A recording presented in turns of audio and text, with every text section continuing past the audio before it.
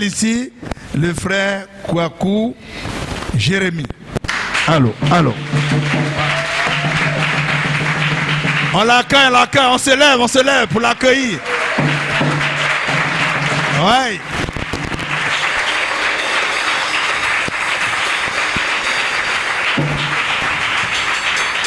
Il a eu beaucoup de problèmes, il a persévéré. Et il va vous rendre ce témoignage. Quand tu fais une alliance avec Dieu, ne t'abandonne pas. On lui laisse toute la place. Que Dieu soit avec toi, mon frère. Merci, pasteur Amokou. Je voudrais dire merci à l'homme de Dieu qui nous donne l'occasion ce soir, ce matin, du 1er mai, d'être dans cette assemblée pour rendre notre témoignage de bienfait, de bénédiction de la part du Seigneur.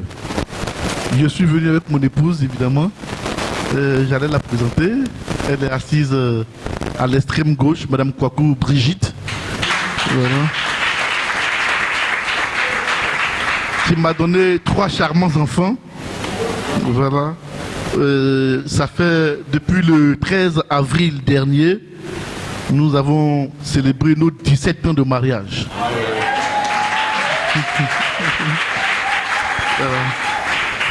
Alors, le témoignage que je vous rends, c'est le témoignage de toute une vie.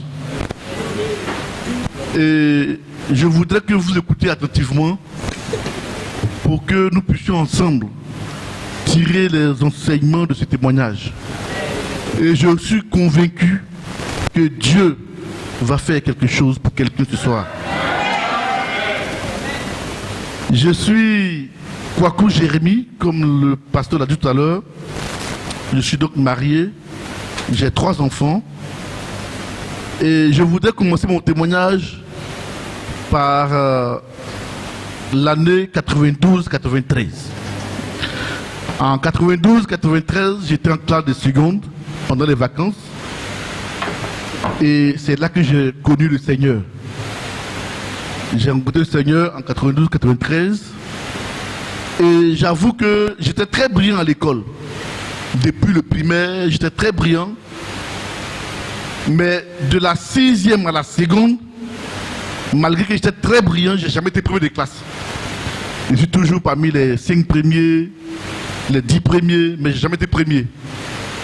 Et quand je me suis converti en seconde, pendant les vacances, en première, je suis premier de ma classe pour la première fois au secondaire, avec plus de 14 de moyenne. Je vous dis ça pour que vous compreniez la suite.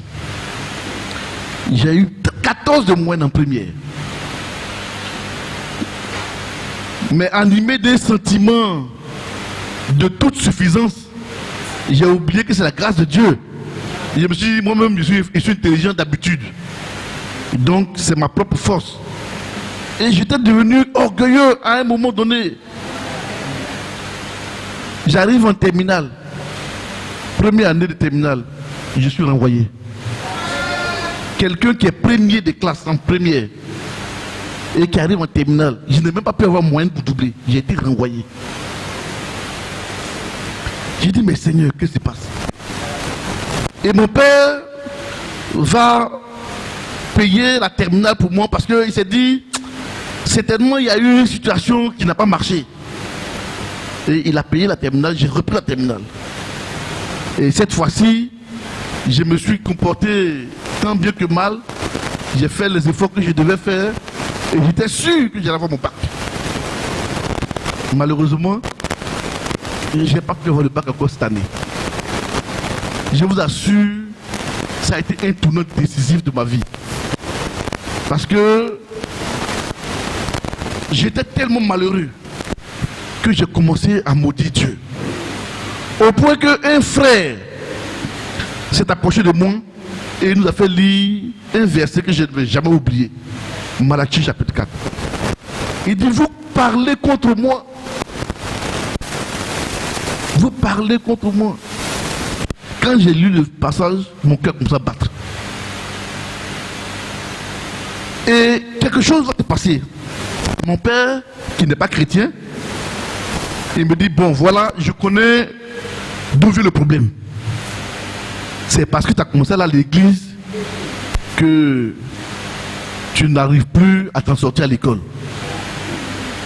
Donc ce que je te propose, soit tu abandonnes d'aller à l'église et puis je vais payer encore pour que tu reprennes. Ou alors tu continues d'être chrétien et puis tu te débrouilles tout seul. J'enlève ma main dans cette affaire. Quand j'en parle aujourd'hui, on a l'impression que c'est quelque chose de simple. Parce que mon père, je le connais, quand il a parlé, il a parlé. Donc il m'a dit, il faut réfléchir, et puis tu me reviens.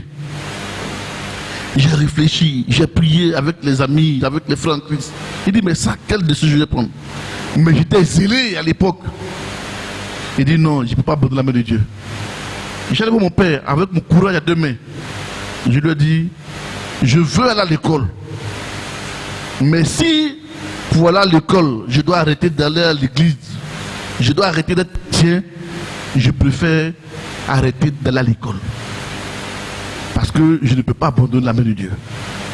Il dit, ok, tu as fait ton choix, il n'y a pas de problème, j'ai compris. Mais tu n'iras plus à l'école.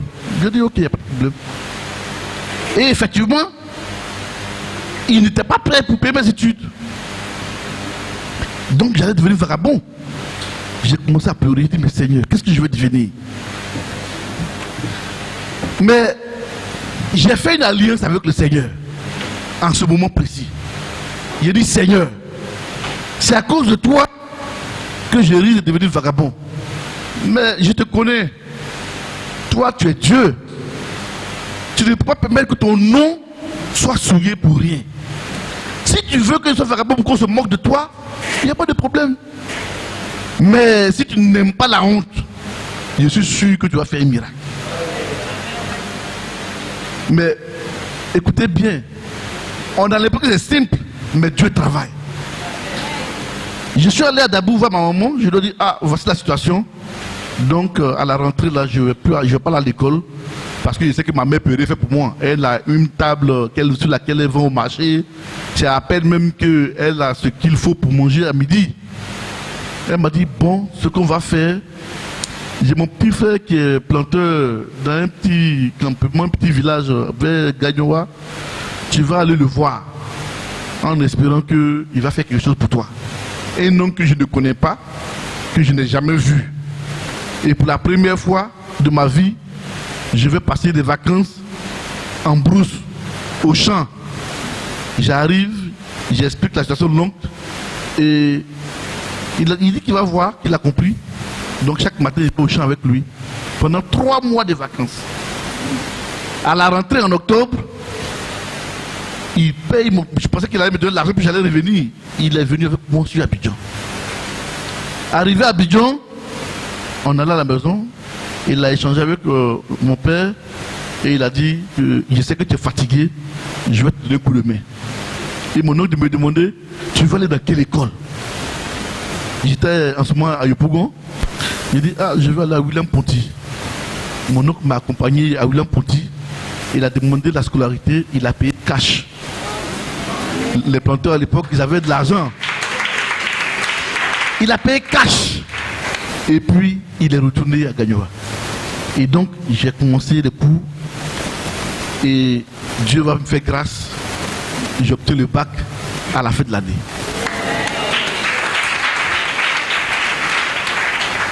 J'ai compris quelque chose tout à l'heure lorsque l'homme de Dieu était en train de diriger le moment de prière.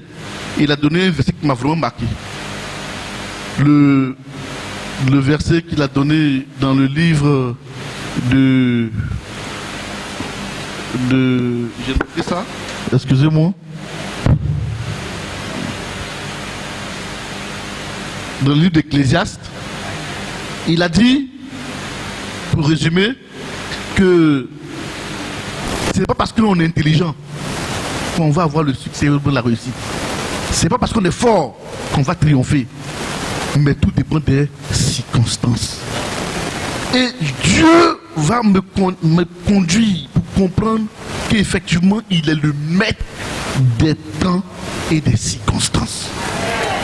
C'est important. C'est la plus grande leçon que j'ai tirée de cette vie que j'ai menée avec le Seigneur. Et donc, après le bac, je m'en ai fait mes études universitaires. Je finis, j'obtiens un stage pré-emploi à la CAA. Je vais aller vite, hein, à la Caisse autonome d'amortissement. J'étais aux fonds sociaux, dont le directeur est un oncle. Et j'avais un pré-salaire qui était assez intéressant, un salaire futur qui était très intéressant. Et puis, mon père qui me demande de passer le concours d'entrée à l'IPNEPT. L'IPNEPT, c'est l'équivalent de l'ENS. L'ENS forme les enseignants de l'enseignement général et l'IPNEPT forme les enseignants de l'enseignement technique et professionnel. Je ne voulais pas aller à l'enseignement. Quand bien même que j'aimais beaucoup l'enseignement, je suis passionné de l'enseignement. Mais comme à l'époque, c'était en 99, les enseignants étaient raccrochés, n'avaient pas un bon salaire, j'ai dit non, moi je ne veux pas aller à l'enseignement. Mais Dieu va faire deux choses. En décembre, il y a eu le coup d'État. Le directeur général de la CIA est débarqué. Mon oncle qui était directeur des fonds sociaux est débarqué. Je passe le concours, je suis admis, mais je dis je ne vais pas là-bas, je vais rester forcé à la CIA. Parce qu'ils n'ont pas de bon salaire. En janvier, le président Gueye à l'époque, il prend un décret pour annoncer le décrochage des enseignants. Et il a dit à partir de janvier 2002, ils vont commencer à avoir le salaire normal. Il a pris le décret en 2000, mais c'est en 2002 que ça devait rentrer en vigueur. J'ai dit, mais attends, mon oncle n'est plus là, je ne sais même pas si je vais t'embaucher ici. J'ai eu un concours, j'ai refusé de partir. J'ai dit, c'est parce qu'il n'a pas bon salaire. Voici le décret qui veut être pris. Donc, c'est sur malin, je vais aller à l'IPNEPT. Et je m'en vais à l'IPNEPT. Je finis à l'IPNEPT, je finis 8e de ma promotion. J'ai fait mon stage au CBCG de Treichville. Donc je me disais que bon, comme j'ai bien travaillé, on dit qu'ils vont affecter par mérite. Donc j'ai pas de souci à me faire, franchement, je serai habitant. À mon grand étonnement, les affectations sortent, on m'envoie à Mankono. Je vous assure que c'est la première fois que moi j'entends Mankono. Je ne connaissais pas la ville de Mankono. Je n'avais jamais entendu parler de Mankono même depuis vers l'école. J'entendais les villes au Djéné, Korogo, mais Mankono, je ne savais pas qu'il y avait une ville qui s'appelait Mankono. Donc quand on a vu la liste, et puis j'ai vu mon nom, Mankono, j'ai commencé à pleurer. J'ai dit, mais c'est pas possible. Le dernier de ma promotion a été affecté au CBC de Treichville. Et puis, moi, on m'envoie à Mankono au CFP. Et puis, pendant que j'étais en train de me lamenter, je pleurais. J'ai un de mes collègues qui n'a même pas quitté. Hein. Il dit, faut te taire, c'est bon. Tout ce que Dieu fait est bon. Il dit, c'est parce que c'est pas toi qu'on a envoyé là-bas. Mais après, Dieu va me faire comprendre quelque chose. J'ai dit, bon, j'ai pas le choix. Il faut que je parte. J'ai traîné, je suis allé prendre fonction en janvier 2002. C'est là que je suis allé à Mankono prendre fonction, le 14 janvier. Mankono, c'est une ville, franchement, s'il y a des gens de Mankono, excusez-moi, mais quand je suis arrivé, j'ai coulé les larmes. Il n'y a pas banque, il n'y a pas restaurant, il n'y a pas route, il n'y a rien. C'était en 2002. En 2002. Je suis arrivé en 2002, j'ai dit mais c'est pas possible. C'est où m'envoyer?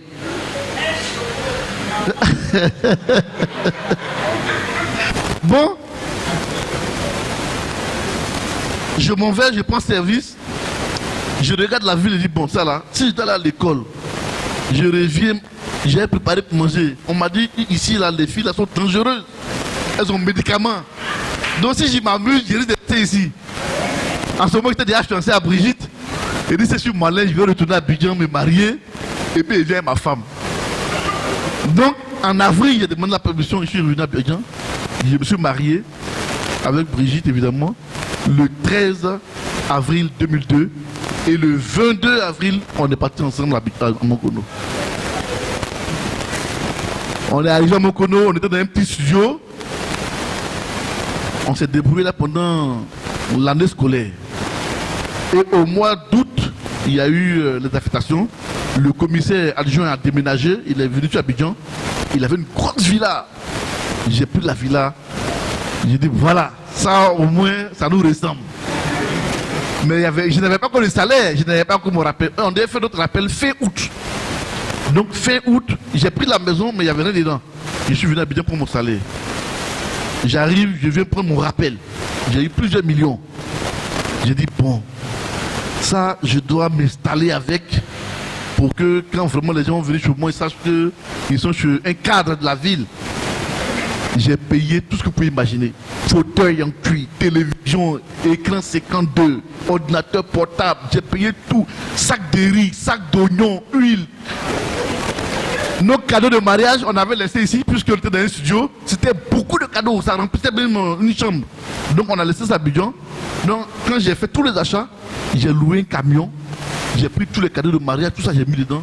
Et je suis allé à Monkono. Je suis arrivé à Monkono, écoutez bien, le 12 septembre 2002. Le 12 septembre 2002. J'arrive à Monkono, on aménage notre maison bien chic. J'ai dit à ma femme, bon, comme les fauteuils sont en cuir, il n'y a pas de nappe. Les nappes, on met dans les fauteuils là. Il faut pouvoir s'asseoir dedans, puis ça c'est sali. Le mois prochain, je vais à Abidjan, je vais payer table à manger, les nappes. Donc, on s'assoit sur tabouret. Et puis, nos cadeaux, on n'a pas déballé, hein, c'est resté dans la chambre. J'ai dit, bon, quand je vais avec la table à manger, les chaises, en ce moment-là, on va déballer les cadeaux et puis on va commencer à les utiliser. Donc, on s'assoit sur le tabouret, on mangeait dans les assiettes en plastique là. Tout était entassé dans la maison. J'attendais fin septembre pour venir à Abidjan prendre mon salaire et puis faire les derniers achats et puis retourner à Abidjan, à Monkono. Le 19 septembre, vous savez ce qui est arrivé, la crise. Donc une semaine avant la crise, c'est là que je venais toutes ces affaires. Bon, nous on a pensé que c'était une petite affaire. Donc on a traîné, on a vu que ça commençait à devenir sérieux. Donc fin septembre, on dit toute la ville était partie des aides. J'ai dit à ma femme, ah, on est que nous sommes partis. Hein. Donc on a ramassé toutes nos affaires, on a mis dans une chambre. On a fermé la porte. On a pris juste un habit qu'on a porté avec, puisque là, il fallait se chercher, rentrer en brousse. On ne peut pas se promener avec beaucoup de bagages. Donc on a pris juste l'essentiel et on est sorti. On est arrivé à Abidjan, on s'est dit que demain, on va retourner à Monkono, certainement dans une semaine, dans 2 semaines, donc problème. Je vous assure, frère, depuis fin septembre, on a quitté Monkono.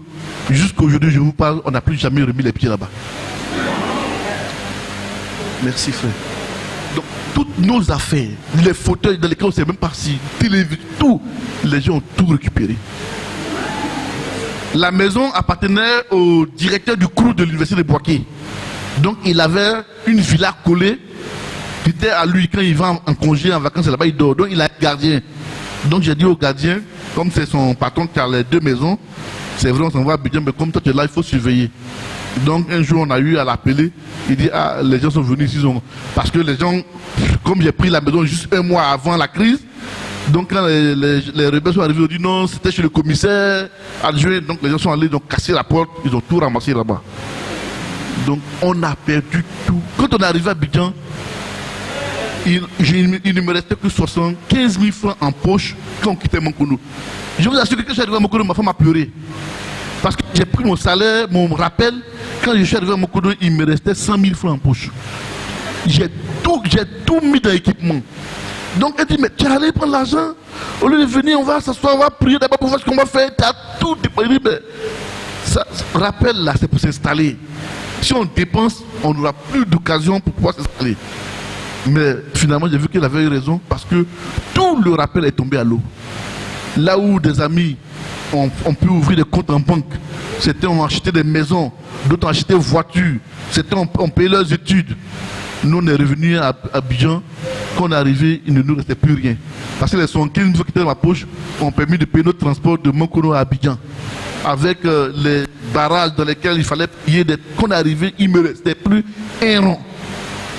Arrivé à Abidjan, où est-ce qu'on va loger? Il n'y avait pas de place pour moi dans la maison de mon père avec mon épouse et moi. Il n'y avait pas de place chez ma mère à Dabou, je ne peux pas aller vivre là-bas. C'est une des grandes sœurs de mon épouse qui nous a reçus, donc j'étais obligé de vivre dans ma belle famille pendant plusieurs mois. Heureusement, comme on était fonctionnaire, on avait toujours les salaires qui passaient, donc j'ai pu économiser un peu pour avoir quelque chose pour aller maintenant payer caution d'une autre maison au quartier Maroc. Et c'est là que nous avons aménagé. on nous avait demandé de passer dans notre direction pour s'inscrire. Tous les déplacés de guerre, les enseignants déplacés de guerre, de passer à leur ministère pour s'inscrire. Donc je suis allé chez nous, à la Tour B, je suis allé pour m'inscrire. J'arrive dans la direction où on devait faire les inscriptions.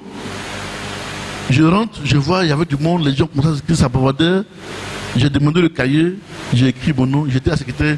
En tout cas, moi j'essaie de m'inscrire là. Arrangez-vous pour ne plus me ramener à Mankono ni quelque part d'autre si ce n'est pas Abidjan.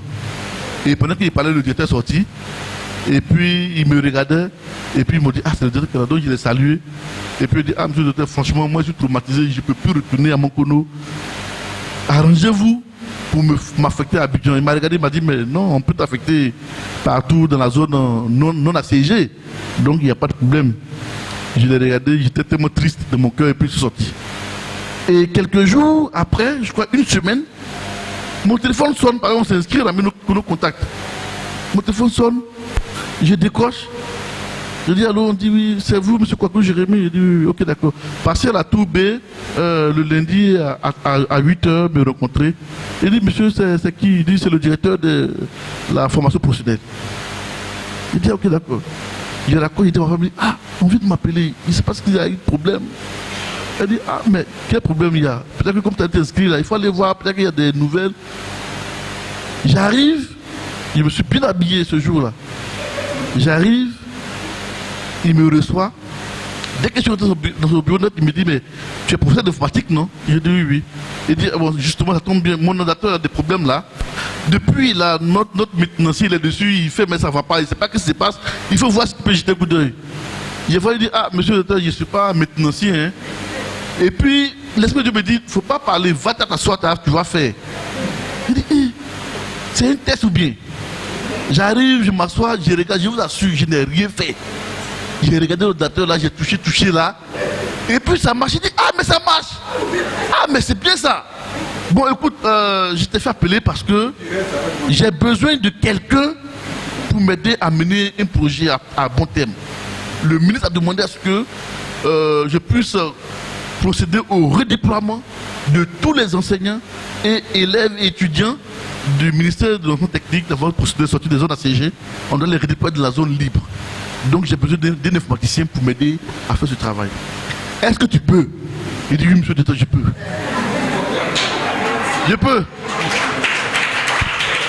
Il dit bon, j'ai passé cet amusement. Il dit, d'accord, tu commences aujourd'hui. Il dit, ah, ils ont aménagé le bureau, tout ça c'était là. J'arrive, un grand bureau. Franchement, c'est un grand bureau. Ça peut faire comme ça, jusqu'ici. Un grand bureau climatisé, il y a tout, téléphone, fax, imprimante. Je suis rendu, hey, c'est mon bureau qui est là. Il dit, ouais. Et puis le Seigneur me dit, il a fallu que tu sois dépassé des guêpes que tu te retrouves là. Parce que moi j'ai commencé on a commencé à se plaindre. On allait dire, mais à Mankono, on allait perdre tout notre rappel, on a tout perdu. Il dit, si tu n'avais pas été à Mankono, tu n'avais pas été dépassé des guêpes, tu n'avais pas été là. Et je me suis retrouvé là. J'ai fait le travail pour lequel on m'a fait venir. C'était au mois d'octobre. En janvier 2003, c'est-à-dire après 3 mois, j'ai bouclé les réaffectations. Et tellement le ministre était satisfait, on m'a nommé chef de service informatique. Ça faisait 1 an, je vous ai dit qu'il avait pris service en janvier 2002. Donc j'avais 1 an de service. Donc en 1 an de service, un professeur clé en main qui se retrouve promu chef de service informatique dans le plus grand de notre ministère, dans la plus grande direction de notre ministère à l'époque. C'était la direction de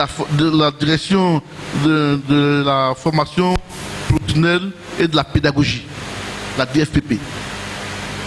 Et donc j'étais dans cette direction-là jusqu'à ce que en 2004, il y avait les couvre-feux. Je partais travailler avec mon directeur. On partait travailler ensemble et puis à 18h on descend. Oh, il y avait couvre-feu. Hein. Lui il s'en va me descendre à Yopougon avant de revenir. Et puis bon, je me débrouille pour aller à la maison avant que les policiers ne commencent à sévir. Et donc, un jour, au mois d'avril 2004, on a fini de travailler. Il allait me laisser à la Ciporès. Et puis j'ai pris un Euro pour aller chez moi à la maison au Maroc. Au moment où je partais, le Oro m'a déposé à quelques 200 mètres de ma maison. Donc je prenais maintenant la voie, je partais à la maison. J'avais un sac, j'étais habillé en costume, cravate. J'ai pris le chemin. Pendant que j'avançais, je voyais une voiture qui venait devant moi en pleine vitesse. Il dit, mais ceux-là, ils sont passés, ils vont où? Donc j'ai quitté le chemin pour les laisser passer. Ils m'ont dépassé, je les ai regardés passer, et puis j'ai continué ma voie. Et puis la voiture s'arrête à peu près à 10-15 mètres de moi. La voiture stationne, il y a un qui descend, et qui a commencé à courir, qui revenait vers moi. Je me suis dit, bon, peut-être qu'ils ont oublié quelque chose. Donc, arrivé à mon niveau, je me suis écarté pour le laisser passer. Arrivé à mon niveau, le monsieur s'arrête, il sort un pistolet. Il dit, donne-moi tout ce que tu as sur toi. J'ai dit, non, je n'ai rien sur moi. Il dit, moi, tu veux que je t'abatte? Couche-toi. Donc, je me suis couché sur le ventre. J'ai dit, ah bon, j'ai mon porte-monnaie, comme d'habitude, mon porte-monnaie là. J'ai enlevé le porte-monnaie. J'ai dit, bon, si vous voulez, vous pouvez prendre. Je lui ai donné le porte-monnaie. Il a pris le porte-monnaie et j'avais un téléphone portable que j'avais accroché ici. Et il a enlevé le téléphone portable. Je pensais qu'il allait partir. Mais je vous assure, avant de partir, il m'a tiré dessus. J'étais couché à plat ventre par terre, il m'a tiré dessus 2 coups de feu, à bout portant. J'ai reçu le premier coup de feu dans le dos. C'est passé à quelques... Bon, j'aurais pu me déshabiller, mais bon, comme il y a beaucoup de personnes, c'est passé à quelques millimètres de ma colonne vertébrale. Ça a percé là, c'est venu, c'est sorti ici, et c'est rentré dans la terre. Le deuxième coup de feu, je sais pas, j'étais couché, je sais pas comment j'étais couché, mais bon, ça m'a pris le bras droit. Ça a broyé l'avant-bras, ça a cassé l'os qui est là, c'est sorti là, et ça a percé la poitrine, c'est resté dans la poitrine. Lui, il est resté dedans. Je baignais dans du sang. Mais ce qui est bizarre, c'est que la veille de ce jour, j'étais couché, j'ai fait un songe. Et dans le songe, j'étais décédé. J'étais mort, et les gens étaient pleurés, j'étais couché dans les cercueils, et puis les gens pleuraient. Et puis je me suis réveillé, et ma femme me dit, ah, c'est un rêve bizarre, comment quelqu'un peut rêver, puis lui-même il est mort. Puis j'ai fait un rêve bizarre aujourd'hui, voilà. Bon. Donc on a pris ça à la légère, parce que bon, chez nous les Babylons, on dit que quand quelqu'un meurt dans ton rêve, c'est qu'il est rassasié. Donc je me suis dit, bon, peut-être que comme moi-même j'étais trop rassasié là, c'est pour ça que j'ai fait un tel songe. Mais néanmoins, mon épouse a pris le temps quand même de prier pour moi avant que je ne parte au travail. Et c'est le soir à mon retour que l'accident s'est produit. Donc quand j'étais couché là, je disais, Seigneur, tu m'avais prévenu. Seigneur, tu m'avais prévenu. J'ai ça dans mon cœur. Tout était devenu noir. J'étais en train de mourir. Je pétais le sang. Et j'entendais les gens qui parlaient, mais ça c'est un règlement de compte. C'est un règlement de compte. Et puis il y a un jeune qui s'est approché. Il m'a regardé, mais le tonton, je le connais, il habite au quartier ici. Appelez les pompiers. Ils ont appelé les pompiers ne venaient pas. Et c'est ce jeune, je me souviens, qui a appelé un taxi-compteur, il a cherché un taxi-compteur, ils m'ont soulevé, ils m'ont mis dans le taxi et ils m'ont envoyé au CHU de Yopougon. On arrive au CHU de Yopougon, c'était un vendredi soir, vers 19h. On arrive au CHU de Yopougon, il n'y avait aucun médecin pratiquement, c'était les internes. Il me regarde, il dit, ah, tu as eu quoi? Je dis, on m'a agressé. Il me regarde, il me dit, non, ça, on ne peut rien faire. On va attendre le lundi. Quand les professeurs vont venir, on va voir ce qu'on peut faire. Je dis, donc, on dit, mais jusqu'à lundi, on est vendredi jusqu'à lundi. Ils ont dit, et puis bon, ils ont dit, bon, allez faire une radio pour voir la balle qui m'a traversé ici, là, pour voir, parce qu'ils n'ont pas vu qu'il y avait une sortie ici. Donc ils ont dit, ils vont regarder si la balle n'était pas dedans, et puis ils ont fait la radio, il n'y avait pas de balle. Et après ils ont vu le trou ici, donc ils ont dit que c'est tellement que ça traversait. Mais l'autre balle était de la poitrine. Ils m'ont gardé toute la nuit sans soin. Le samedi matin, il y a un des internes qui est chirurgien, il est venu dire non, la balle qui est dans la poitrine, il faut que je l'extrais. Si ça reste qu'à lundi, ça peut être dangereux.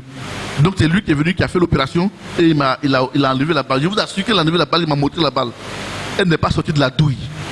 Ça y est, c'est toute la douille qui est rentrée dans mon corps.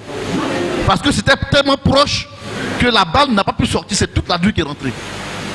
Et c'est pour ça que comme c'était gros, ça broyait tout le bras. Et il a enlevé la balle, et puis bon, ils m'ont mis dans une chambre, sans souhait. Le lundi matin, mon bras était devenu plus gros que ma cuisse.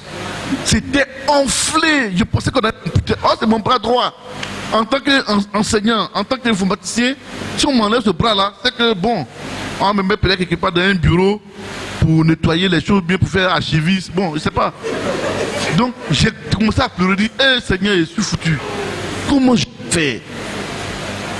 Et là, je vous assure, quand vous avez une épouse qui est vraiment ça sauve. Donc la pauvre ne faisait que prier. Parce que moi, je ne peux plus prier. Tellement j'étais abattu, mes pensées vont ailleurs. Je vais mourir si jeune. Ma première fille venait de naître, elle avait à peine 1 an. Quelques mois même, elle n'avait même pas quoi 1 an. J'étais en train de me dire, mais... Et puis dans cette affaire, le lundi matin, les professeurs sont arrivés. Mais les médecins qui m'ont reçu le vendredi, ils sont venus, ils étaient 3. Ils m'ont regardé et puis j'ai envoyé un des leurs pour aller voir le professeur, puisqu'il y a mon dossier, pour qu'il vienne me voir ou bien qu'il dise ce qu'il allait le faire. Le professeur lui dit de venir dire à ses amis de me faire un plâtre. Il n'est même pas venu là-bas. Hein. Donc le jeune arrive. Il arrive, il dit à ses collègues-là, ah, le professeur a fait plate. Donc, je les vois en train de discuter sur mon petit tête. Je dis, quoi, est-ce que... Non, tu as bien entendu ce qu'il a dit là? Il dit, oui, c'est ce qu'il a dit. Il dit, non, on peut faire plate toi aussi. Ah, il là comment? J'ai dit, mon cher, le professeur dit, mais plate, non, mais plate. Il dit, mais donc, moi, c'est comme ça, ça s'est passé. Il dit, mais pardonnez, allez lui dire de venir, va regarder un peu. Il me dit, ici là, c'est pas comme ça, hein. Il a vu le dossier, il n'a pas besoin de te regarder, il a vu le dossier. Il dit, on a quand même plate. Ils ont discuté entre eux jusqu'à on dit, bon, nous on va mettre plate, le procès dit, on va mettre plate. Et on m'a fait un plâtre, on m'a mis comme ça mon bras, et on a mis le plâtre du cou, et on a pris tout le bras, jusqu'à la hanche ici. Un gros plâtre. Donc le soir, mon épouse prend une éponge, une serviette, elle essuie les pieds, elle essuie la tête, ma douche est finie. Et comme ça pendant 3 mois. Après 3 mois, j'arrive pour qu'on enlève le plâtre. Ils enlèvent le plâtre, on me fait une radio, on me remet, on dit bon, il faut aller au service de rééducation. J'ai dit ok. J'étais content, pour moi ça va bien. J'arrive au service de rééducation, je remets la radio au médecin-chef. Il regarde la radio, il dit mais ça c'est une vilaine blessure, hein. Tu es gendarme. Il dit non, c'est pas gendarme. Il dit mais c'est pas possible. Tiens, il a déposé. Il dit ben tu es venu pourquoi? Il dit non, je suis venu pour une rééducation. Il dit j'en ai vu le pas de camp. Il dit bon, ils en ont vu la semaine dernière. Ils m'ont demandé de venir vous voir pour la rééducation. Il dit mais qu'ils ont enlevé, ils n'ont pas fait une radio. Il dit si, ils ont fait une radio. Il dit mais où ça? Il dit mais c'est ce que vous avez regardé là. Il dit quoi? Lui il pensait que c'est la radio du premier jour de l'agression qu'elle a. Il dit quoi? C'est ça qu'elle a? Il dit oui. Il dit non mais écoute, tu t'amuses ou bien? Mais ton plan n'est pas consolidé, on ne peut pas faire de rééducation. Parce que l'os est cassé et c'est resté comme ça, il y a une fouche. Donc si on veut faire une rééducation, ça peut couper un vaisseau et tu vas avoir une hémorragie interne. Et ça, c'est la mort assurée. Donc ça, moi je ne peux pas faire. Il faut retourner en traumatologie et puis tu allais dire qu'on ne peut pas faire. Il dit, aïe, mais appelez votre collègue pour lui expliquer. Il dit, non, il faut aller là-bas. C'est pas que tu envoies, il faut retourner. Donc je prends mes dossiers, je retourne. Je m'en vais voir le professeur, je lui explique la situation. Il me dit, il faut aller le voir, il n'a qu'à faire comme ça. Il dit, aïe. Je retourne le voir, je dis, monsieur, bon, je suis allé, on dit de venir vous voir, que de vous débrouiller pour faire quelque chose. Il dit, lui, il ne peut pas faire ça. Si le professeur veut que il fasse la rééducation, il n'a qu'à prendre un engagement écrit avant que lui s'engage.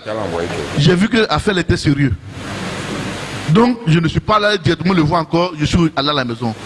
Et j'arrivais à la maison en pleurant. Il dit, c'est que mon bras est foutu. Parce que ça, c'est une situation dangereuse. J'ai vu un frère en Christ, je lui ai expliqué, ils ont commencé à prier avec ma femme, on a prié ensemble. Et puis, Je suis retourné après voir le professeur en traumatologie.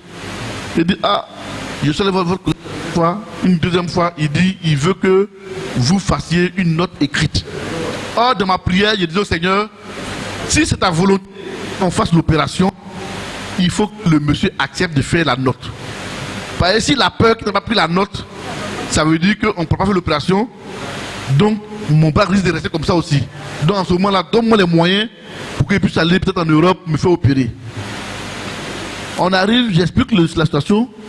Le professeur me regarde, il dit, bon, ok, il faut me suivre. J'arrive dans son bureau. Il me dit, ça fait 30 ans que je suis professeur titulaire. Ce bras-là, si on veut l'opérer, tu as 50% de chances d'être paralysé. On ne peut pas faire ça ici. Donc, il n'a qu'à se débrouiller pour faire quelque chose. Il dit, mais il ne peut pas. On fait comment? Et il a pris engagement. Il a pris un papier et il a écrit, il s'est engagé. Et il m'a donné le papier. Il dit, là, vraiment, c'est grave. Je prends le papier, j'arrive, je remets à son collègue qui est au service de rééducation. Il regarde le papier, il dépose et il me regarde. Il dit, monsieur, est-ce que vous croyez en Dieu? C'est la question que le médecin m'a posée. Monsieur, est-ce que vous croyez en Dieu? J'étais surpris de voir que un médecin me pose une telle question. Je dis oui, je crois en Dieu, je suis chrétien. Il dit bon d'accord, comme tu crois en Dieu, il faut prier. Parce que là, je t'assure que c'est un risque énorme qu'on va prendre. Et il a appelé le responsable des kinésithérapeutes là. Il lui a expliqué ma situation. Donc il lui a dit, faites doucement, arrangez-vous pour qu'il retrouve au moins un peu la motricité de son bras. Et puis on va laisser comme ça, on ne faut pas forcer. Donc effectivement, ils ont commencé. J'ai fait quelques séances. Quand ça a commencé à se déplier un peu, il dit mon frère, tu arrives à te mouvoir là. On a qu'à, c'est bon, on a qu'à stopper comme ça, il ne faut pas continuer. Donc vous voyez le bras. Si vous ne faites pas attention, vous ne pouvez pas savoir que mon bras est arqué, mais voilà, je ne peux pas le rendre droit comme ça. Voilà comment mon bras est. C'est resté comme ça. Mais bon, j'arrive à me débrouiller avec ça effectivement. Et on a laissé. Et donc, j'ai continué. Après cette épreuve, je partais pour mes rééducations. Un matin, pendant que je partais à l'hôpital, un woro vient me renverse. Je tombe encore sur le bras. Les pompiers viennent me soulever. On m'envoie encore à l'hôpital. Quand les médecins m'ont vu, on dit toi encore.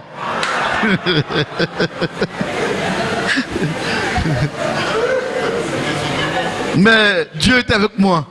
Ils ont fait les radios. Le bras avec lequel il me débrouille un peu là, on pensait que c'était cassé encore. On a fait la radio, c'était pas cassé encore. Donc, Dieu merci, je suis retourné dans la maison.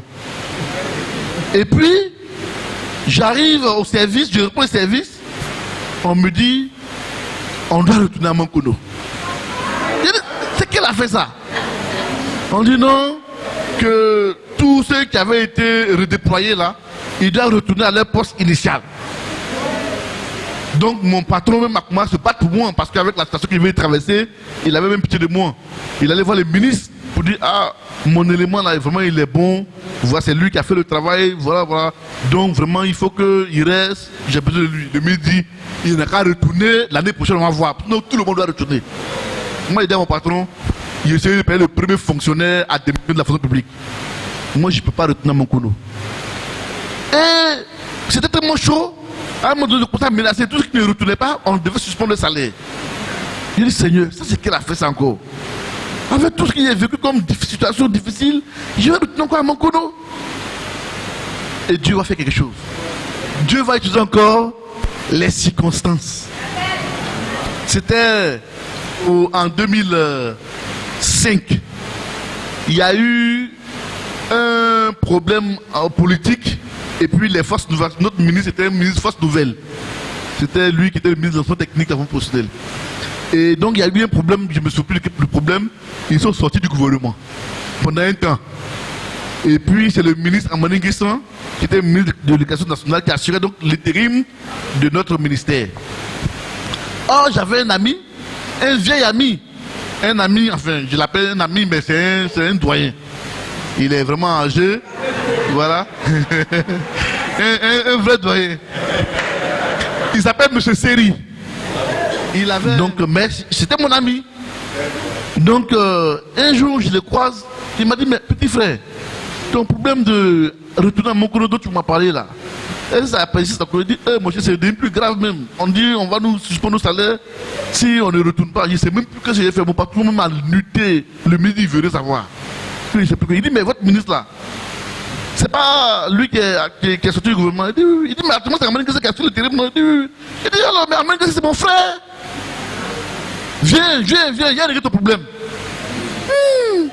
C'est qui ça là-haut? Bon, moi j'ai cause avec lui habituellement, mais dit que son ami c'est le ministre Amélie. Et puis je vous assure, ce que je vous raconte, c'est authentique. Nous on était à la tour B au plateau, et lui il était à la tour A. Il me dit, bon, viens, viens, allons à mon bureau. Non, on était à son bureau. Il m'a dit, bon, il va appeler le ministre. Et puis, il n'avait pas d'unité. Et puis, bon, il dit, on descend. En bas des immeubles, là, il y a les gens qui font cabine, là. Il compose le numéro du ministre.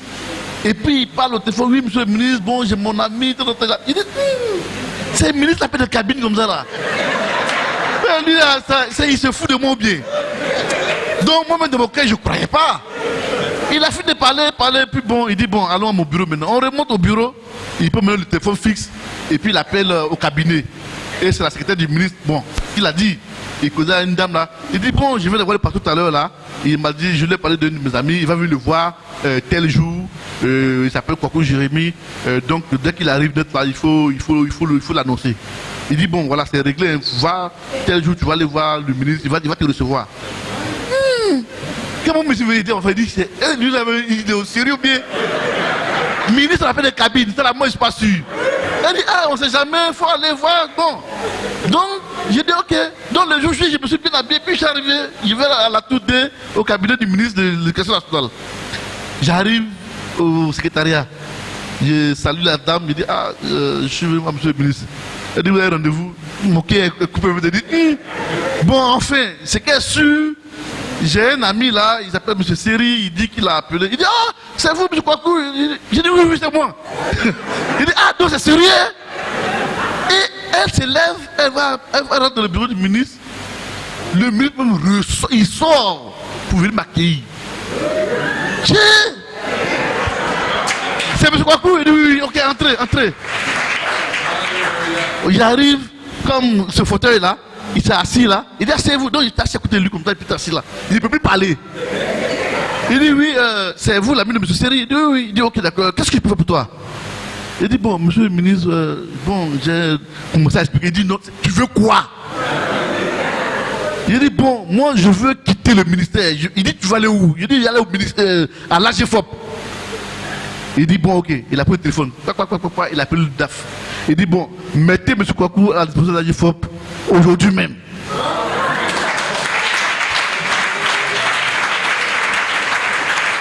Quand je sors de là, il dit, ouais, Seigneur, tu es fort. J'arrive chez le DAF. Il dit, ah, c'est pour moi que le ministre vous a appelé là. Il dit, ah, ça tombe bien, faites vite parce que le ministre il revient demain. Il retournait, ceux qui étaient sortis du gouvernement, ils devaient revenir. Donc, si lui il arrive là, avant même qu'il arrive là, il a fait prendre une note déjà pour dire que aucun mouvement ne doit se faire désormais.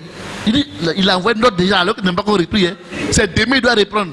Donc il faut que ton problème, on règle ça aujourd'hui même, sinon tu ne pourras plus partir. Il a fait les papiers sur place, il a signé. Et donc il m'a détaché immédiatement à la de la fonction publique. Donc moi-même j'ai pris les paraffeurs à la fonction publique. J'ai déposé, ils ont fait et on m'a mis à la de la GFOP. Donc finalement je me suis retrouvé à la direction générale de la GFOP. Je suis allé là-bas, j'étais très heureux parce que j'avais des indemnités. Donc voilà, j'avais une bonne indemnité. Donc on a déménagé, on a quitté le Pougon. On allait vivre la piétrie. Alléluia. On est arrivé à Biétri, bon, on a fait presque 5 à 6 ans là-bas. Et puis, pendant que j'étais à la GFOP, une année, j'ai fait 2 ans. J'étais en train de faire la formation, j'ai décidé de faire la formation en informatique de l'ensemble du personnel. je fais la formation. Et puis voici que pendant la formation, je devais aller acheter à manger pour la pause café, des croissants. Je vais à la pâtisserie abidjanaise, en zone 4 là. À mon retour, j'étais dans ma voiture, je conduisais. Un monsieur sort d'un garage avec une 4x4. Il me rentre dedans, il m'a percuté. Encore. Il a froissé complètement la voiture. J'étais évanoui. Donc, une parenthèse. Quand j'ai rencontré le ministre et puis je suis sorti, j'ai commencé à lui le Seigneur m'a dit, t'as vu? Tu t'es plaint. Tu dis non, tu as fait accident. C'est à cause de l'accident là que le ministre a eu pitié et puis t'a envoyé à l'AGFOP. Tu n'avais pas arrivé à l'AGFOP si tu n'as pas fait accident. Il dit, donc c'est comme ça, moi je dois souffrir pour évoluer. Et effectivement, ce jour, donc je reviens à mon histoire. On me sort, on m'envoie l'indénié.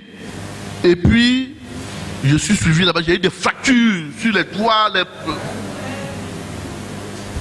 Mais Dieu m'a fait grâce. Là encore, je m'en sors vivant. Et j'étais même dans le plat, tout ça. Et puis, ils ont lancé un concours de promotion. Parce que j'étais professeur, si vous voulez, de collège. Et ils ont lancé un concours pour les professeurs de lycée. Donc, j'ai passé le concours interne et j'ai été admis. Je suis allé en formation. J'ai fini la formation. Et c'était pendant cette période-là, on attendait l'affectation. C'est là que j'ai eu l'accident. Et puis, on finit, on m'affecte. J'ai fini, donc comme j'ai fini la formation, on devait me réaffecter encore. On m'affecte au lycée technique de Cocody. J'ai dit, mais après avoir passé plusieurs années dans l'administration, je n'ai pas retenu encore aller prendre la craie. Donc j'étais en train de lutter pour y venir à l'AGFOP. Malgré que je n'étais pas content même de la direction parce qu'après mon accident, personne ne veut me voir à l'hôpital. Aucun membre de la direction. Alors que j'étais en train de faire la formation pendant que j'ai eu l'accident. C'est les agents, mes collègues là qui veulent me voir, mais la direction, aucune personne ne veut me voir. Donc j'étais vraiment très en colère contre eux. Mais comment je vais faire? J'ai dit, l'AGFOP est mieux qu'aller encore enseigner. Donc j'étais en train de négocier, lutter pour revenir à l'AGFOP, mais c'était difficile. C'était au mois de décembre 2008. On était vers les 25, 24, 25 là. Et puis, j'étais là, depuis le Dieu m'a mis à cœur d'appeler un de mes anciens sous-directeurs, là où j'étais chef de service informatique au début dont j'ai parlé là, pour le saluer. C'est même pas le directeur, c'est un des sous-directeurs. Je l'appelle pour le saluer et puis pour lui souhaiter bonne fête de Noël, tout ça. Il me dit, mais tu es où maintenant même? Il dit, ah bon, vraiment, je suis à l'AGFOP, mais j'ai eu le concours de promotion là, on m'a envoyé au lycée technique. Bon, donc je suis en train de me battre pour revenir à l'AGFOP, mais c'est compliqué, je ne sais pas comment je vais faire, tout ça. Il dit, bon, passe me voir. Il dit, ah, vous êtes toujours à la direction là-bas? Il dit, non, non, je suis maintenant à la direction des examens et concours. Il dit, c'est où? Donc il m'a indiqué Karina vers Onissi, là, dans le coin. Il dit, ok, d'accord. Il dit, il faut passer me voir tel jour. Il dit, ok. Donc, après les fêtes, après les fêtes, je suis passé de le rencontrer. J'arrive, il me dit, mais tu as fait un diplôme d'ingénieur, non? Je dis, oui. Il dit, tu as fait de la programmation? Je dis, oui, oui. Il dit, bon, notre chef de service informatique ici a été recruté par le ministère de l'enseignement supérieur. Donc, le poste est vide, on cherche quelqu'un. Comme je travaille avec toi de l'autre côté, j'ai vu que quand même tu es un gars bien, je souhaite que tu viennes travailler avec nous, si ça t'intéresse. Je dis, ah monsieur, moi je pensais que c'était pour m'aider à retourner à l'AGFOP. Est-ce que ici là il y a indemnité? Il dit non, ici il n'y a pas grand chose, hein, mais bon, c'est question, on ne met pas les fins ici, mais il n'y a pas grand chose. J'ai dit ok, bon, j'ai réfléchi. Donc moi, je suis sorti de son bureau, il était un peu découragé là. Et puis, j'étais en train de chercher à avoir des conseils. Donc, j'ai demandé à certains amis. On me dit, hey, mais où on te demande de venir là? Mais ça c'est, toi tu es tombé dans le peur, il faut partir, il faut partir. Et puis, je suis allé voir le président de la communauté internationale des hommes d'affaires du Puy d'Évangile, le Fou Gospel, et dont je suis membre. J'ai vu le président, je lui ai expliqué. Il m'a dit, non, il faut rester tranquille. Si c'est la volonté de Dieu, Dieu va te parler. Et puis il a prié pour moi. Et puis bon, il a fini de prier. Je vous assure, je m'ai dormi, j'ai fait un songe. Et puis dans le songe, je me retrouve à l'AGFOP de mon bureau.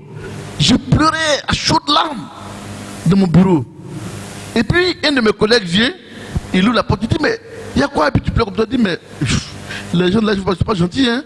J'ai fait accident, il n'y a même pas un qui veut me visiter. Que franchement, je demande même congé pour me reposer, il refuse, que je ne sais pas ce que je vais faire. Il dit mais toi tu connais rien, hein? Il y a un poste à la direction des amis concours où d'aller prendre, tu fais quoi ici? Et puis de le son, je disais de mon cœur, lui pense que moi il ne sait pas. Restez là, hein? Un matin vous allez vous réveiller, moi je suis parti. Et puis je me réveille. Il dit, c'est songe. J'appelle le président, il dit président, voilà ce qu'il vient de faire. Il dit, mais c'est clair, je t'ai parlé, va t'apprendre ton poste. J'ai fait une semaine après ça, hein? J'arrive, il dit, monsieur, j'ai réfléchi, ça m'intéresse. Il dit, mais toi, tu as la chance, hein? Depuis une semaine, tu es parti, on n'a pas tes nouvelles. Des jeux sont passés ici, le détenu, il ne veut pas. Des jeux sont passés, il dit, il ne veut pas. Allons, on va le voir. On arrive, on le voit, il dit, bon, on m'a dit que tu es très fort de partir. Il dit, non, je me débrouille. Il dit, bon, d'accord, ok. Je veux que tu travailles avec nous ici, ça t'intéresse. Il dit, oui, ça m'intéresse. Mais il y a un problème sur moi, je ne sais pas si on vous a dit. On m'a déjà affecté au lycée technique, je ne suis pas parti. Donc, actuellement, là, j'ai un problème. Il dit, ah, ça c'est un petit problème. Il a pris le téléphone. Parfois, il a appelé au cabinet. Il dit, bon, j'ai besoin de M. Kwaku chez moi. Il a fini de parler. 30 minutes après, c'est le chauffeur du cabinet qui vient avec paraffeur. Le directeur du cabinet a signé ma décision. Tout. Chef de service informatique, direction des amis concours. Moi, je suis dépassé. Donc, on dit, tu commences aujourd'hui. Et puis voilà, je commence donc à travailler. Les chèques tombent. Je pensais que. Il dit, donc, AGFOP n'est rien. AGFOP n'est rien. Il dit, donc c'est ça, j'ai failli rater là. Dieu dit, n'arrive vu encore. Et puis, je suis là. Dieu va utiliser encore d'autres circonstances. Je vais vers la fin de mon témoignage.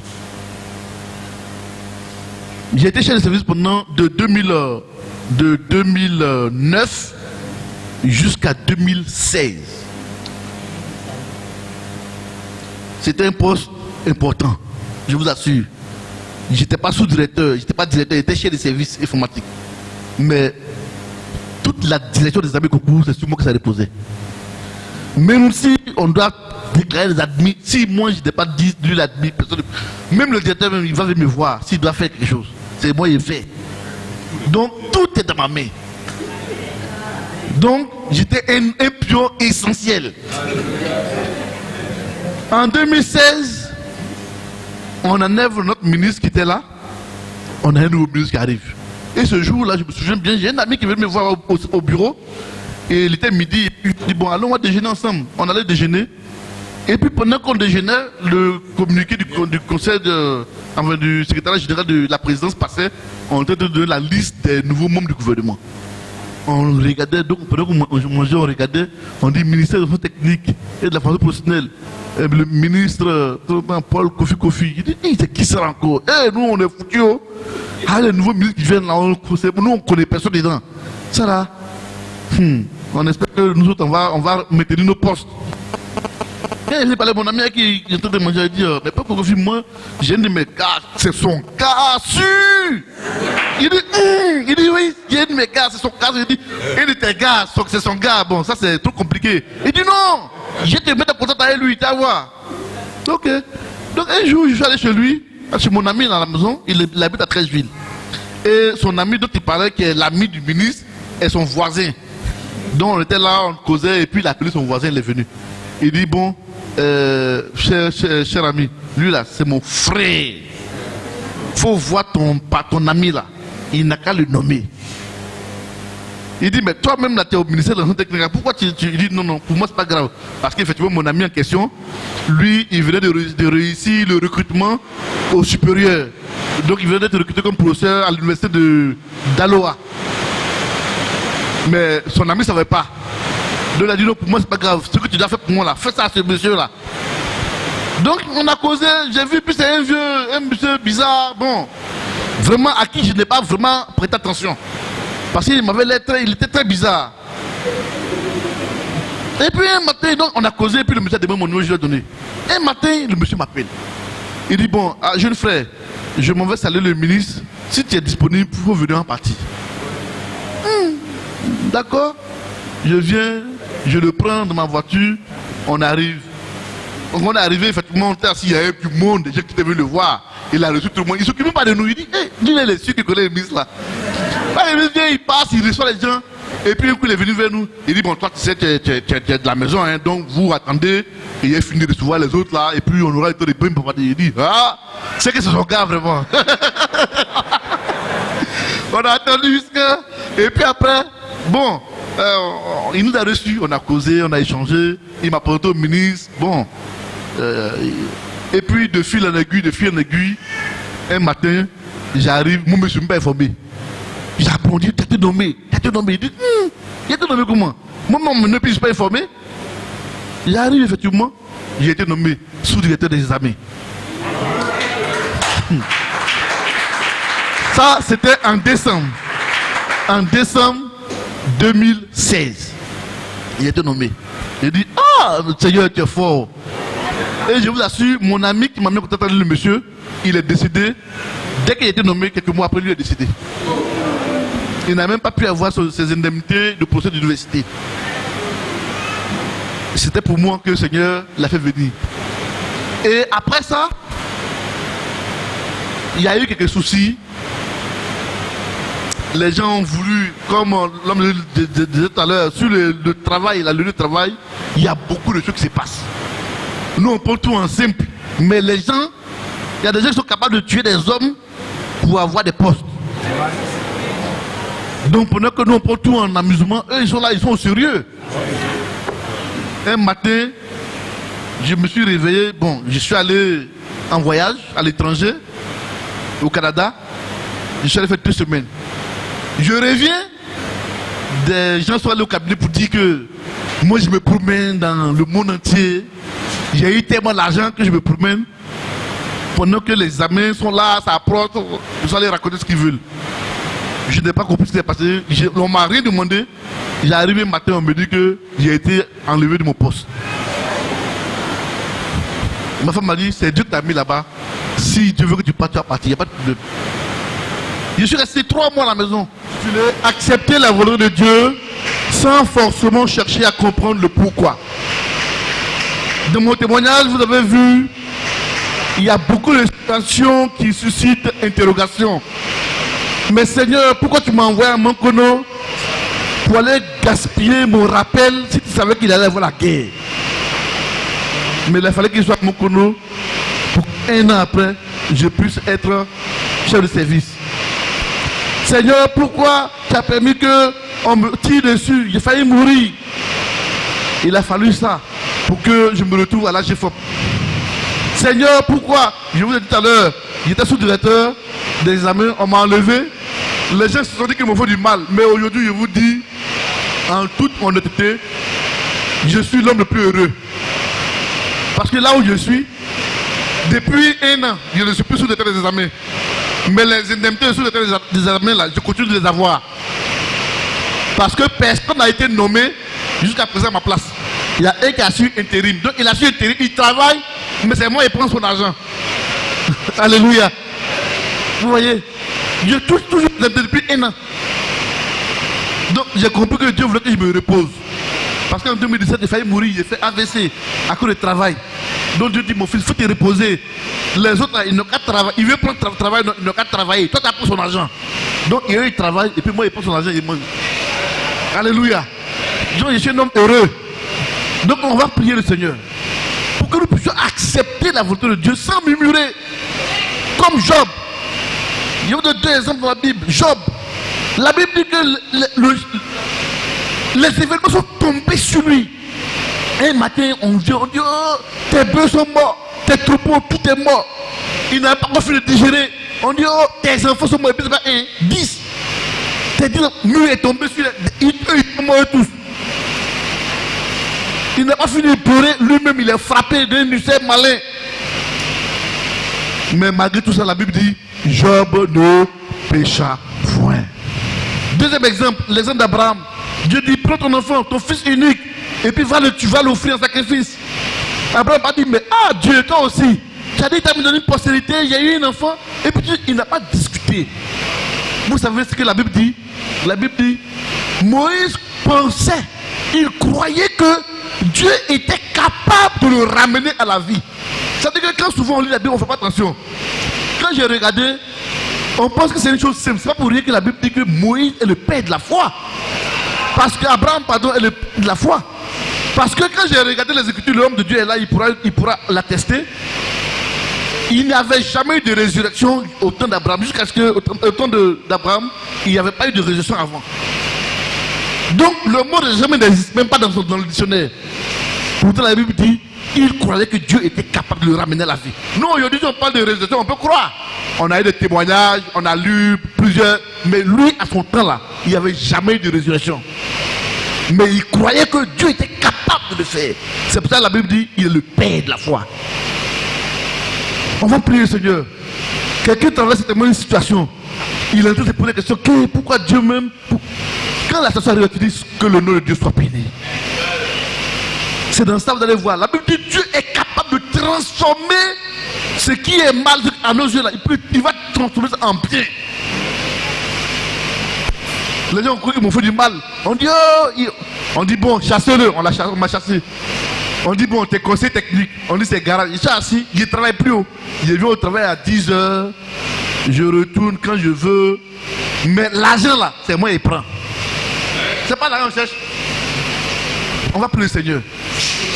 On va se lever. Et puis on va prier le Seigneur. Seigneur, apprends-nous à accepter les situations. Même quand c'est difficile.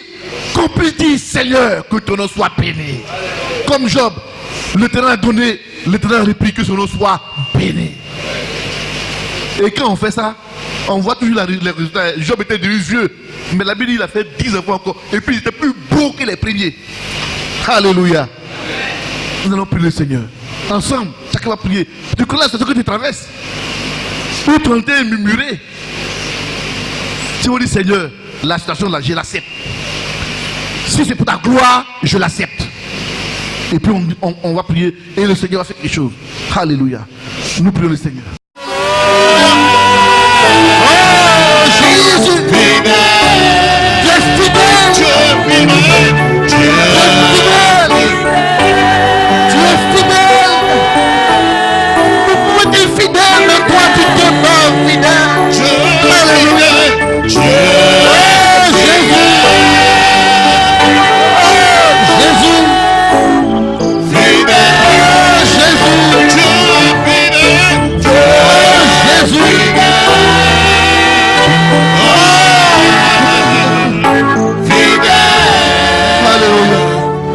Jésus est fidèle. Merci Jésus. Alors, nous allons prier. Priez vous-même et faites une alliance avec le Seigneur. Dites pour ceux qui veulent accepter Jésus, Seigneur, viens et prends mon cœur. Je veux t'appartenir. Sois le maître de ma vie. Sois mon Seigneur. Et pour ceux qui sont déjà convertis, priez, demandez à son Seigneur Jésus que vous voulez faire une alliance avec lui ce jour. Vous voulez faire une alliance, un engagement. Vous voulez lui donner toute votre vie. Et que lui, il soit le maître de votre vie. Dans tous les compartiments de votre vie. Priez. Nous prions ensemble. Oh Jésus. Oh Jésus. Ta parole a été libérée ce soir. Faiblesse de la chair. Mais ton esprit s'en est saisi. Pour convaincre les cœurs de justice et de jugement. Et ils sont venus à toi. Ils ont capitulé. Ils t'acceptent comme le Seigneur et Sauveur. Je te laisse comme mon Dieu. Regarde les misères. Mais regarde la croix de Christ. Et accepte-le, oh Dieu, comme tes enfants, tes bien-aimés. Seigneur, oh, nous te prions, afin que tu leur pardonnes les offenses, que tu les sanctifies, que tu les justifies, et qu'ils deviennent des enfants bien-aimés de Dieu. Au nom de Jésus-Christ. Seigneur, pour les gens qui te connaissent déjà, tu sais pourquoi ils sont là. Ils veulent expérimenter l'alliance avec Dieu. L'alliance avec Dieu. Parce que toi, Dieu, tu es fidèle. Seigneur, ce que tu as fait pour moi, tu peux le faire pour eux. Et tu peux faire même au-delà, Seigneur. Chacun te présente son alliance. Chacun se met devant toi pour te reconnaître comme Dieu. Tu connais les difficultés des uns et des autres.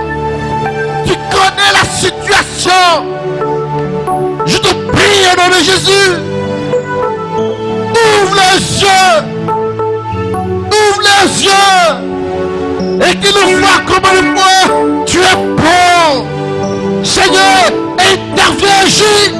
Et que ce jour 1er mai 2019 soit un jour inoubliable pour eux. Je te supplie, notre Dieu, que cette alliance, Seigneur, soit une alliance nouvelle à laquelle, oh Dieu, tu resteras fidèle, fidèle, fidèle, parce que tu es Dieu.